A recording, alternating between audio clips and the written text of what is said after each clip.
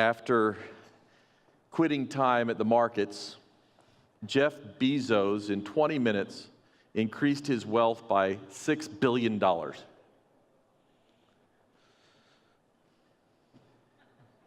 I the only one that impresses? $6 billion. Now, it was a matter of multiplication, and of course, the multiplication would work differently on my account. We live in a culture that is desperately addicted to measuring people by their possessions. Jesus lived in a similar culture. Then someone called from the crowd and said, "Teacher, please tell my brother to divide our father's estate with me." I think there's probably not a person in this room that hasn't experienced a situation after somebody else passed away that greed has gotten hold of somebody. Greed is an ugly, malignant force that, it seems to me, inhabits people more with things they didn't earn than things they did. So it is with estates and inheritances that people get really anxious about what is theirs. I had a cousin that didn't speak to me for a little while because I received my grandmother's satin pillowcase. Go figure. I didn't know about it at the time, or I would have given it to him. It's just kind of weird. It seems that people get excited about things, anxious about things, and angry about things in direct inverse proportion to what they spent to earn them. I have probably told you before about the girl that got in some drug trouble, and her mother asked me to help her, and I decided to help her for free last time I ever did that. And after I got the girl what was a really good offer, she came to my office and she asked me, "Do you think I could get a better offer if I paid another lawyer?" And I said, "I think you should try." 3 lawyers and $20,000 later, she took the same offer. People they develop disdain over what is free. And these brothers are fighting over an inheritance, and it happens all the time. We've all seen it. Jesus replied, and in Greek the word friend there really is a stronger word. It means man or brother, and it's kind of got an edge to it. And he says, "Friend, who made me a judge over you to decide such things as that?" And then he said, "Beware, guard against every kind of greed. Life is not measured by how much you own." And then he told him a story. Now, this is funny because, when you ask them for help and they say, "Man, I'm not the guy to help you," that's kind of disappointing. But when they say, "Man, I'm not the guy to help you, let me tell you a story," that's really not helpful, right? You really say, "No, but if you're not going to help me, I don't really want to hear your story either." But that's what we do sometimes, and that's what happened here. Jesus said, "Look, I can't help you with that. Let me tell you a story about why you shouldn't worry about it." He said, "A rich man had a fertile farm that produced fine crops. He said to himself, 'What should I do? I don't have room for all my crops.' Then he said, 'I know, I'll tear down my barns and build bigger ones, and then I'll have room to store all my wheat and other goods.'" So what was wrong with that strategy? That looks like a good strategy to me. We got to start with the fact that he was already rich. So he probably already had a lot of barns. And his barns were ready to hold whatever they needed to hold, and all of a sudden he says, "I'm so rich now, I'm just going to tear down all those old barns. I'm going to put up some new, bigger barns, and then I'm going to be really, really, really rich." So the problem isn't doing well. Jesus never said you shouldn't do well. What Jesus said is you shouldn't hoard and have greed. And that's exactly what's happening to this. My father-in-law used to always ask, I'd tell him, "I got this new gadget, it'll do this, it'll do that. Think of, it's going to save me some time." And he would always ask me, "What are you going to do with the time that you saved?" So this guy gets a huge windfall, and the question that God would ask is, what are you going to do with the windfall? And he said, I'm going to store it up in bigger barns, and I'm going to keep it all for myself. And then he goes on to say, and I will say to myself, my friend, he says, I'll sit back and say to myself, my friend, you have enough stored away for years to come. Now take it easy, eat, drink, and be merry. Now, you want to search the Bible beginning to end. This is the only reference in the whole Bible to retirement. And it isn't good. It is just not good. So before you retire, read this text carefully, because here's what God says to him: you fool, you will die this very night, and then who will get everything you worked for? We all know the story of that guy, don't we? We all know the story of the person who took very good care to get their retirement all set up, and then as soon as they retire, their health fails. And they didn't get to enjoy those times that they had worked so hard to prepare for. There are a number of types of greed. The text finishes by saying, yes, a person is a fool to store up earthly wealth, but not have a rich relationship with God. There are all kinds of greed. A fellow named Winegardner has indicated that he counts 7 types of greed. Let me see if I can find them here. He indicates 7 types of greed. One he talks about is called fearful greed. Fearful greed is when you don't want to be generous, you want to save up for yourself because you're afraid you won't be able to pay the bills. Now, we could talk about that at great length. It's the most common type of greed, isn't it? A lot of us here live hand to mouth. We live month to month. And we know that if we overspend at the beginning of the paycheck, we will suffer at the end. And yet, I don't care how many times you do the math, I promise you that God works on a different kind of math. And if we faithfully are generous at the first of the paycheck, God will bless the rest of the paycheck. There's a covetous greed. The covetous greed is the one in which you feel you have to have an iPhone because everyone else does. Now, I don't want to trample on anybody's history, but folks, we did fine before we had cell phones at all.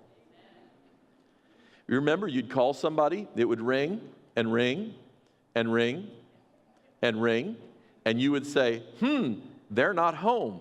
And you would hang up and call back later if it was important. And about half the time, you didn't call back because it wasn't important. So these days, we have our cell phones, and of course, we call or text, and if we don't get a text back in 30 or 40 seconds, we think they must have driven off a cliff or they hate us. Now, which do you think induces more stress? So covetous greed is wanting what the other guy has. And it's interesting to me, have you looked at the 10 Commandments? So we get these 10 Commandments, and we've got the ones about God, the first 3, and they're pretty clear. And then that 4th one is kind of the transitioning thing, and it talks about Sabbath and the behaviors. And then it goes into the behaviors toward other people one. And then that 10th one, that last one, leaves behavior entirely and prohibits a certain thought. Nobody else thought that was weird? That has always kind of troubled me, that 10th commandment is really about thinking wrong. It's sort of, don't think wrong, so that your days may be long in the land.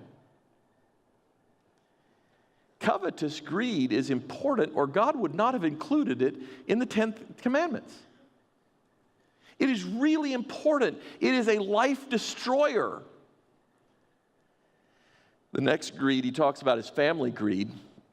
Sometimes we put our families on such a high pedestal that we're willing to impoverish ourselves because, it's for the family. So we have to have the nicer SUV, the more expensive tires. We have to have all of the things that we think are necessary for us to be a good steward for our family. There's business and status greed. This is one, I'll tell you. We suffer this one a lot. I could never drive up to my job in a 1986 Chevy Cavalier. What would they say, right?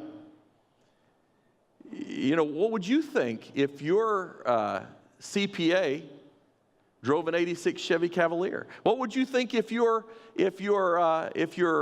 realtor drove up to pick you up to take you for a home inspection in a 1986? Not that I have anything against 86 Chevy Cavaliers, in case some of you drive those. But it isn't a representative car for a professional, right? So we have all these rules, and I have to have a suit that costs at least this, and I have to have this, and I have to have an expensive haircut, and I have to have that, and this kind of greed elevates us. Now, I agree, there are certain professions that you can't look bad in, right? I had an uncle who was a physician, and he loved working on cars. But he said, you cannot show up as a physician with grease under your fingernails. And so he gave up working on cars, right? Mertz, you going to put some greasy fingernails into somebody's mouth? I don't think so, right? Can't do that. And so there are those things, but it's interesting how well some people do who can ignore those. My father-in-law used to pastor Spanish-speaking churches. In Texas, that means there were many people in his church who had, well, let's just say, recently arrived. And they may not have proper documentation. And from the countries they were in, trusting the banks was a problem. And I remember one time somebody came to him and said, Pastor, will you keep my money for me? I don't know who to trust except you. And this laborer who had been in the country for 15 years working laboring jobs handed him $40,000 that he'd saved up. Now, how do you do that? Well, you don't do it with $600 suits. And you don't do it with a brand new car every year.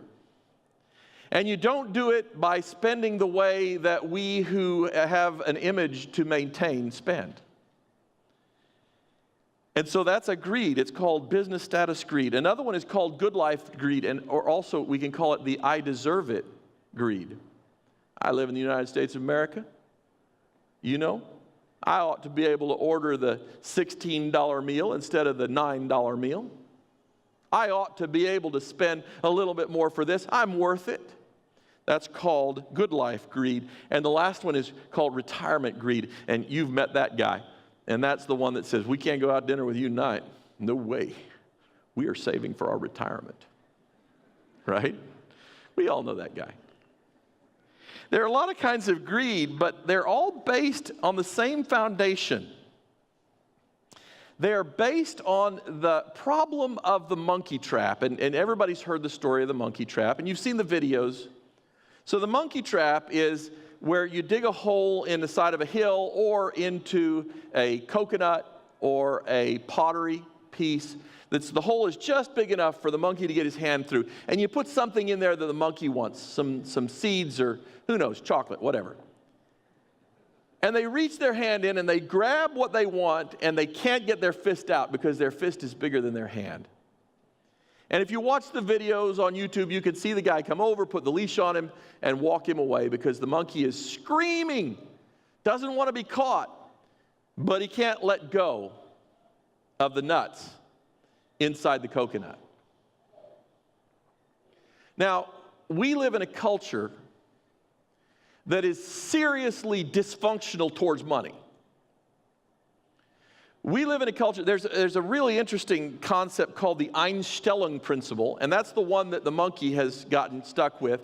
The Einstellung principle is the concept that if you learn a system, a method that works to solve your problem, that you will stop looking for any other solutions to your problem. So the monkey knows when he's hungry, he reaches and he grabs, and that satisfies his hunger. Now his hand is stuck, but he doesn't know any other strategies. There are lots of ways to get the nuts out of the coconut. You just have to turn it upside down and shake it. But the monkey can't think of that one because the monkey only knows the strategy of grabbing food with his fist and bringing it to his mouth. We are trained from birth in the United States of America that almost any problem you have can be solved with money. We are raised from infancy. We watch on the TV and we see wealthy people go free from their crimes. We see wealthy people skating by on problems that would submerge the rest of our boats. We see wealthy people doing things that you could never get away with. And we go, wow, that's what works in this society.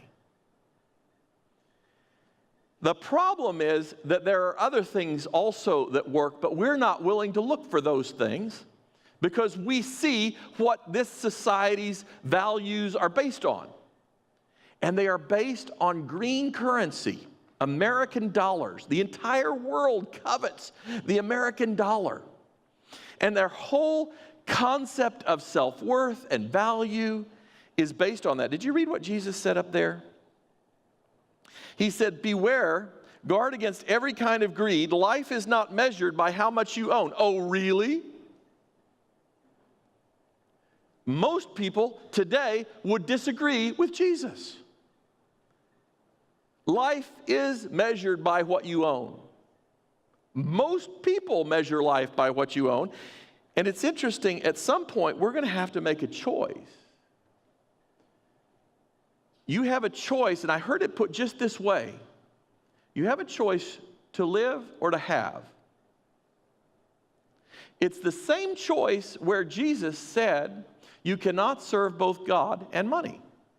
You have a choice to live or to have.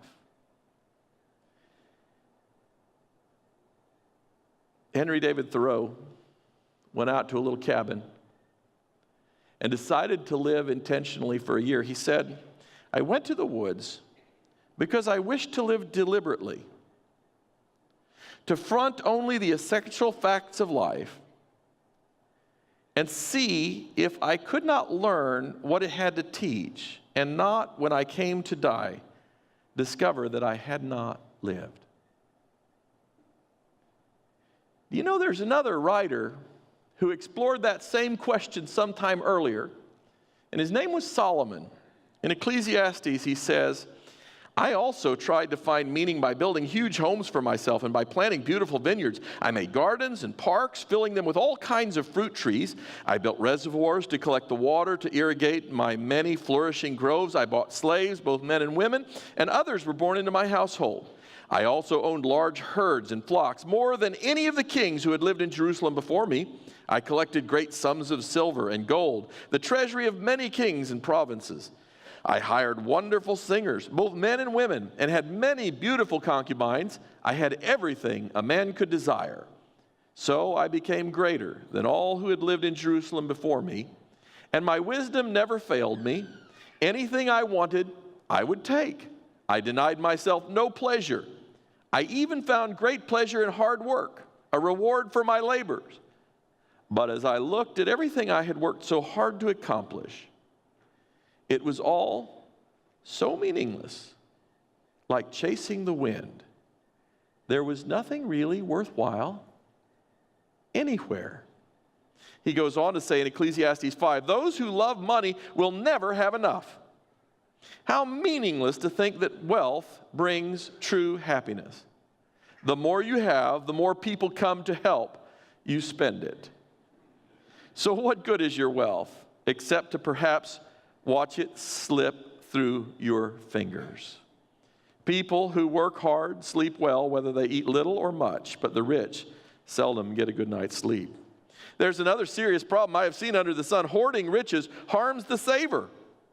Money is put into risky investments that turn sour, and everything is lost. In the end, there's nothing left to pass on to one's children.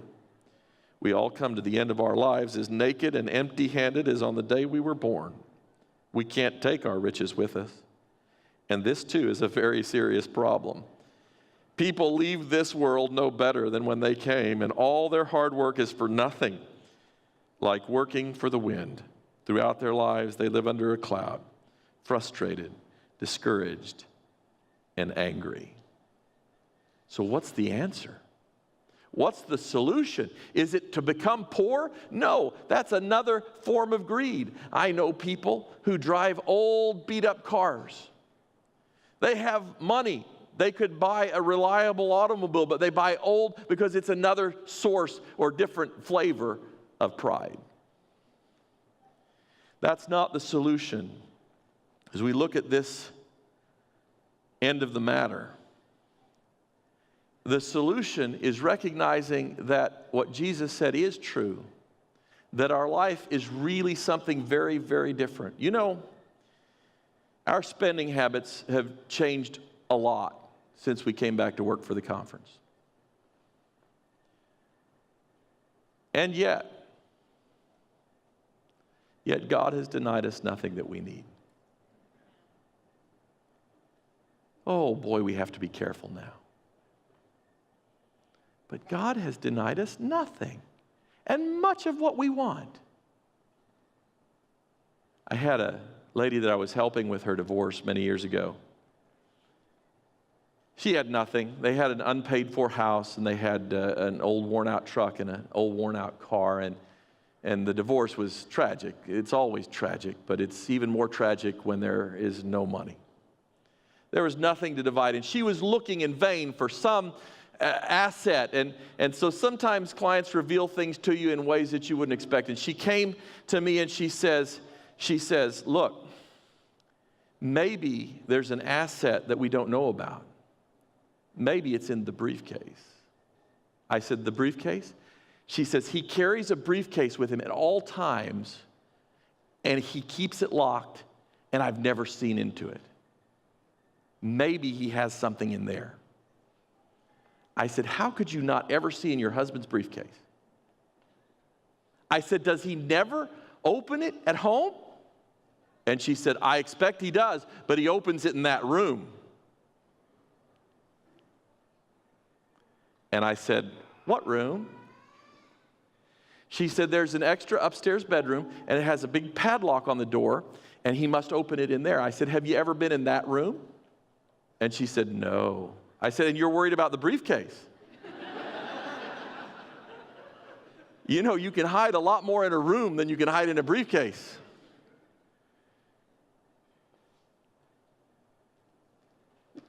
The problem with greed, the problem with hoarding, the problem with our getting our priorities and our sense of values messed up, the way this world will mess them up if you let it, is that like a cancer, it can grow inside of us. And we can begin to hide things from others.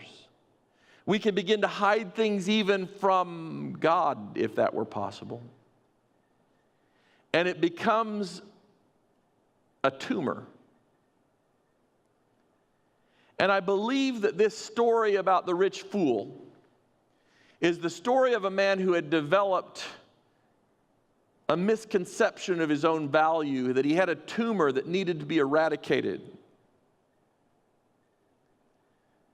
That tumor can be fatal. Because at the end of the book, Solomon says, that's the whole story. Here's my final conclusion. Fear God and obey his commands, for this is everyone's only duty. Jesus said it a different way. Matthew 6:33, he said, seek the kingdom of God above all else and live righteously, and he will give you everything that you need. We have a problem. That song that they sang last night at the concert, it said, I am no longer a captive. I no longer believe the lie. What would it take for us to let loose of Satan's lie that you are what you possess, that you are what you've earned, that you are what you have, and get to the real essence of being, that the homeless person on the street, on the sidewalk in Dallas is every bit as valuable a human being as anyone else, including you and me and people much richer than us. Every one of us was given the breath of life and a little piece of God's sovereignty. And we are entrusted with that. And if we will invest that in God's kingdom, we'll make more than $6 billion in 10 minutes. When Jesus comes, we'll be given heaven and eternity. And while we wait, we'll be able to sleep at night and have peace, because we know that our value comes from Jesus' sacrifice and not from our net worth. Let me pray for you. Heavenly Father, we have in our lives had to deal with the world's system of values. We ask that you would help us to be wise, to discard those values that are not valuable in the kingdom. Forgive us where we have been selfish and hoarded up and worryful and troubled about all these things that we can't control. And please help us to have the confidence and trust that when we seek first your kingdom and your righteousness, that you will add all of our needs. We trust you. We want to be your children. We thank you when you give us money, when you give us health, when you give us all these things, and we share because we know that you shared with us. This week, we ask that you would help us to understand gratefulness and generosity as you would teach it. Help us to see it in your word and help us to demonstrate it in our lives. We ask in Jesus' name. Amen. The Lord bless you and keep you. The Lord make his face shine upon you and be gracious to you. The Lord lift up his countenance upon you and give you peace.